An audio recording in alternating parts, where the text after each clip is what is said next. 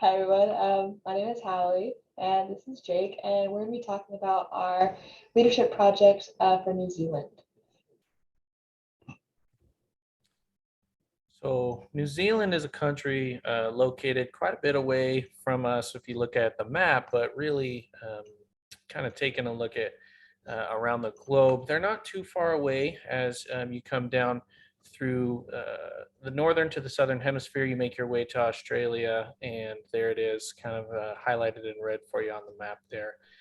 New Zealand is a really unique country as it has a warm subtropical climate, but it's not really known for its beaches and things like that. Some of the other islands, such as Madagascar, Cuba, Bahamas, those kind of places, they have those warm subtropical climates, but they're not really known for the beach life.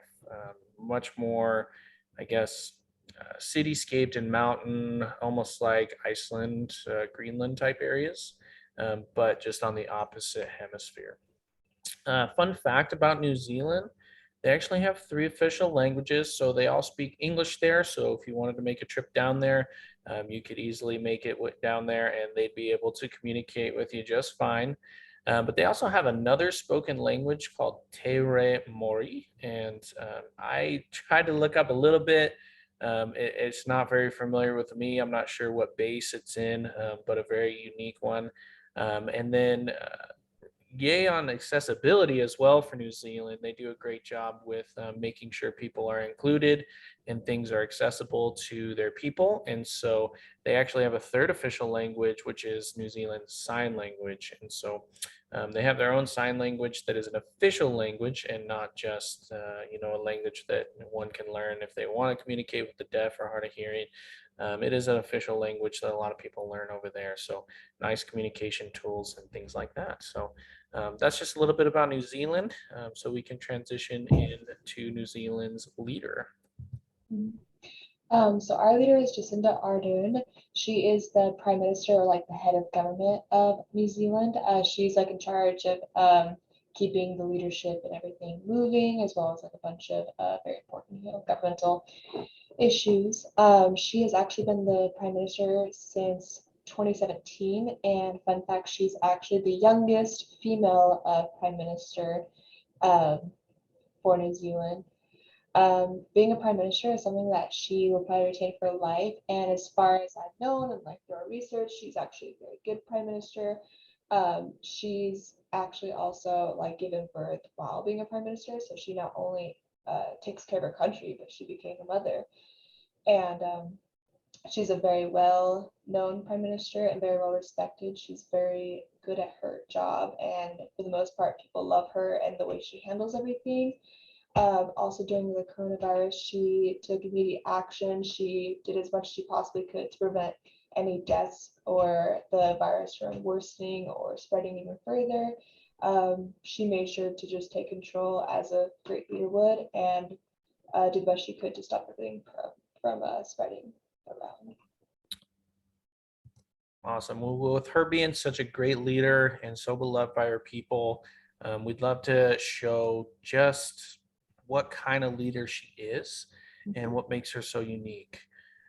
So the primary leadership style of New Zealand, it wasn't on the graph that we can see through, excuse me, the Lewis model. Yeah, it wasn't on there. So it wasn't easy for us to identify. So what we had to do is find out where New Zealand falls on this so we kind of know what their primary leadership style was. So what we did is we compared New Zealand to the USA using the Hofstede Insights website. And we can see that they're not really too far from each other. So the graph in the bottom right, you see the United States purple, New Zealand blue. And for the most part, the curvature of what they emphasize is the same. There's a few points here and there that are quite different. United States, obviously, really high in individualism, which is something that they're always been known for. But other than that, everything else is roughly similar to each other. So that's kind of where we came up with. They're a bit more on the linear active side. You're gonna find them in that bottom left corner of the triangle, and that's kind of their leadership style. And some of those traits are going to be they're cool, factual, very decisive. And to kind of support that, there was a study, or I guess an article written about how New Zealand handled COVID vaccines. And just to show you how kind of decisive and factual they were, Geoff Kane writes the article that shows that when the government was able to not only implement the information to the people of New Zealand, but also become involved and be really, I guess, not just tell them to do it, but they kind of do it themselves. They show themselves, they include themselves in the speeches about it, and they become more involved than what we would see here in the United States, just because we do emphasize that individualism and that freedom of choice. Instead, New Zealand was very much, hey, this is what we're doing, this is what we should do together, and that government kind of was involved with that whole situation, and it shows them how they can be factual, how they can remain cool and collected, as well as being very decisive and saying, hey, this is what we're doing, and this is what we think is best. And it actually worked really, really well. According to the article, they had very little pushback and have a very high vaccine rate. So it worked well for them. And that's kind of a way that shows how linear active, but how they also handle it differently from the USA, but at the same time, still in that same corner of the leadership style. So for this slide, we wanted to talk about how our culture impacts our leadership. So we found that there were two main facets to why they are affected that way, I guess. And the first one is crime rates. We saw that New Zealand had very low crime rates compared to like other countries. So they are known for being one of the safest countries in the world to live in, which we thought was very cool. Jake actually did a little bit of research about the intentional homicide rates and everything, and he put that there were 3 per 100,000, which is actually very, very low and very good. We also thought that this was really good because there's a lot of crime rates, like most countries, which is pretty typical. But New Zealand was pretty safe, and this kind of allows for the Prime Minister to focus more like on her country and other responsibilities other than just some crime rates. We also found that there were a lot of female representation compared to other countries, especially like the US. It's kind of about 50-50. So 49% of the seats in New Zealand are held by females, which also includes our Prime Minister, of course. And the other 51%, pretty much 50-50, is the male representation. And this is also compared to that 27% seats in Parliament held by the women in the US. And so we obviously see a difference. And we thought this was important because it gave some diversity, it gave some true representation. You don't really see like a one-sided representation for anyone. They kind of are 50-50, and so you get to have just that really good representation, I guess. But yeah, we really thought that the crime rates and that female representation were pretty good impacts on that leadership, and just good reasons as to why the leadership was dominant. So some evidence to back up kind of why those two factors of their culture allow their government to succeed. So the first, crime rate, when you look at it, you can get into a study by Nobuo Kamiya. Sorry, I probably butchered the name, but the study was done in Japan, so take that with a grain of salt. But it does show that culture actually has a lot more to do with crime rate than the government, right? So you could be thinking, when we said, hey, their crime rate helps the government succeed. Well, wouldn't that be the government's job to stop the crime rate? Well, this is where this article comes in and shows that culture has much more to do with crime rate than government. And so the culture of New Zealand is really what's keeping that crime rate down, which helps that government succeed because, like Haley had mentioned in the previous slide, they can focus on other things besides making sure they implement all these laws and extra protection and law enforcement and all that stuff. Instead, they can focus on other ways to make their country succeed and their people love to live there. And then female representation. This is something for sure that I think a lot of countries could use, especially ours. with New Zealand being right at that 50-50, they're in that perfect spot. We found an excerpt from a study in the Legislative Studies Quarterly that it finds how the effects of women in government can affect decision making.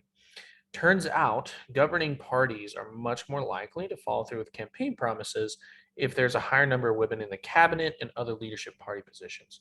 So it really just goes to show that those diverse groups and diverse ways of thinking can really make sure that you actually can follow through with a lot of those promises and that your subjects can trust you to do that. Kind of just to quickly add on to that real quick, if you go back to that slide, I think it's really cool that the female representation is actually 50-50 because like you said, we don't really see that much throughout each country. And especially like nowadays, there's a lot of issues between like females and males, and we all feel kind of divided in that, and that the other gender doesn't really necessarily like understand it. So I just think it's pretty interesting that they kind of get like an equal share of opinions for both people, and so nothing's really biased or like one-sided. So I just thought that was pretty. Sorry, for sure. Yeah. So our last slide, just making it personal. Would I want to be the Prime Minister of New Zealand?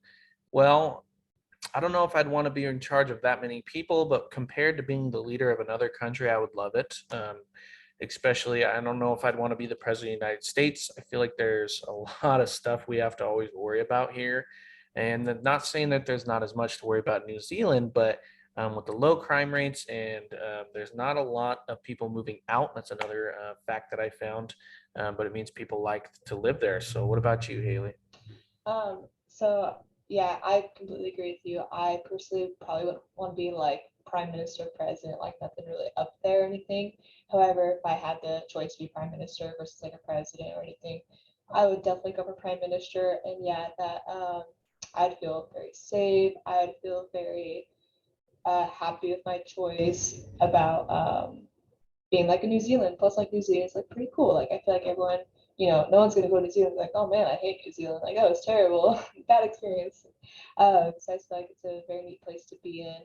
Um, the prime minister herself is very well established there. All of her people literally like love her to death, and so I think that's pretty neat compared to like our U.S. president. I mean, obviously there's some division in there, which isn't necessarily bad or anything, but I just think it's really cool to see that most people, for the most part, love their leader, and that's what we go for when we become leaders. Sure. And something that I learned about when I was doing all this research about New Zealand that I can use to improve my own leadership was that culture aspect and how culture actually can affect crime rates and affect the ability of the leaders to lead. And so bringing that down to a smaller scale, when I'm working in a company or I'm working with a team and I'm the leader, just making sure I set those standards of the culture so that I can succeed at my highest level and my subjects are getting the best leader that they can, because that culture determines a lot of the factors that the government can't actually control. That way, the government can focus on more of the management side rather than the leadership side. Mhm. What about you? Yeah, I mean, if I definitely work for a company, or not work for a company, if I was my head of company or anything, I'd want my followers to feel safe, included. I want them to feel like they can come talk to me if anything.